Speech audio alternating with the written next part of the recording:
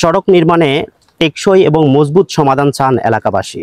আমরা এখন যে জায়গাটিতে দাঁড়িয়ে আছি সেটি হচ্ছে গিয়ে ফেনী জেলার দাগনভূঞা উপজেলার ৭ নং মাতুবিয়া ইউনিয়নের ৮ নং ওয়ার্ডে, যেটি মোমারইসপুর গ্রামে নামে পরিচিত। আপনারা দেখতেছেন যে আমাদের পেছনে যে এলাকাবাসী রয়েছেন তারা কিন্তু একতাবদ্ধভাবে কিন্তু সেখানে অর্থাৎ যে সড়কটি রয়েছে এই সড়কটি কিন্তু গত কয়েকদিনে অতিবৃষ্টি এবং টানা বৃষ্টির কারণে কিন্তু ভেঙে যাওয়ার যে প্রবণতা সেটি দেখা গিয়েছে।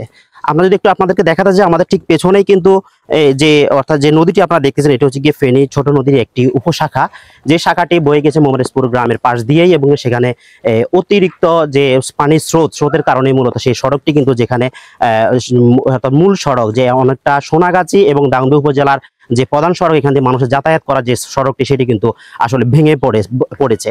যেখানে আপনারা দেখাতে চাই গত বছরে কিন্তু সেখানে একটি গার্ডওয়ালের ব্যবস্থা করা হয়েছে, কিন্তু কাজটি পরিপূর্ণ না হওয়ার কারণে মূলত এই সড়কটি এখন ভেঙে গিয়েছে, এমনটাই আসলে এলাকাবাসী আমাদেরকে জানিয়েছিলেন।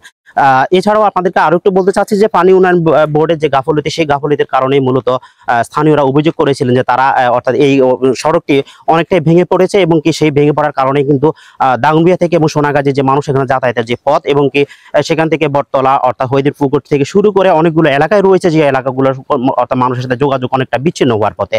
আপনাদেরকে আরো একটু জানাতে চাই, গতকাল এই সড়কটি ভেঙে পড়ার পরেই কিন্তু সেখান থেকে একটি ভিডিও ভাইরাল হলে কিন্তু স্থানীয়ভাবে সেখান থেকে কিন্তু অর্থাৎ উপজেলা নির্বাহী কর্মকর্তার চোখে পড়ে, এবং সেই চোখে পড়ার পরেই কিন্তু সেখান থেকে যে সড়কটির দুই মাথায় কিন্তু আসলে সড়কে যাতায়াত কিন্তু বন্ধ করে দেওয়া হয়। সেই বন্ধের পরেই কিন্তু আসলে সেখান থেকে যে স্থানীয় যারা রয়েছেন তারা কিন্তু অর্থাৎ ফুসে উঠে, এবং তারা তাদের জায়গা থেকে একটা প্রতিবাদ জানা যাতে করে দ্রুত এই সড়কটি অর্থাৎ নির্মাণ করা হয় এবং দ্রুত এই সড়কের কাজ শেষ করা হয়। কাজটা পুরোপুরি সম্পূর্ণ করে নাই, এরা কিছুটা করি বাকি অংশটা ফেলে রাখি চলে গেছে, এরপর আর কাজটা করে নাই। যদি কাজটা আসলে হয়ে যেত তাহলে এত ক্ষতি হতো না। পানি আসতেছে, এরোটা সমস্যা করতে লাগিল, যারা করতে লাগিল তারা পয়সা খাইতে চলে গেছে। এখন এরোটা কিভাবে করবে, মানুষের সবাই করে অসুবিধা হচ্ছে। নদীটা এখন আমাদের সবচেয়ে বড় বিপদের কারণ হয়ে গেছে, যেহেতু দীর্ঘদিন ধরে আমাদের রোডটা ভেঙে যাচ্ছে এবং কি কৃষি জমিগুলো ভেঙে যাচ্ছে। কয়েকদিন ভারী বর্ষণের কারণে ভাঙনটা বেশি দেখা দিয়েছে। তো এভাবে যদি ভাঙতে থাকে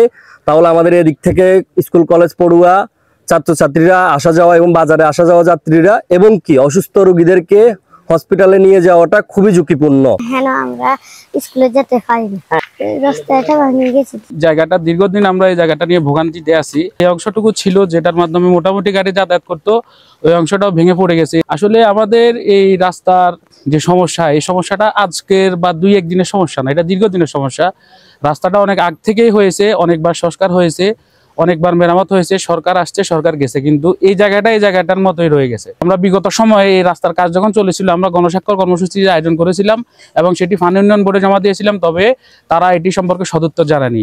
এই রাস্তাটি বন্ধ থাকার কারণে আসলে আমাদের এলাকার প্রায় আমাদের দাগনভূঞা এবং সোনাগাজী উপজেলার 2 উপজেলার মানুষ কিন্তু এখান দিয়ে ফেনী দাগনভূঞা যাতায়াত করে।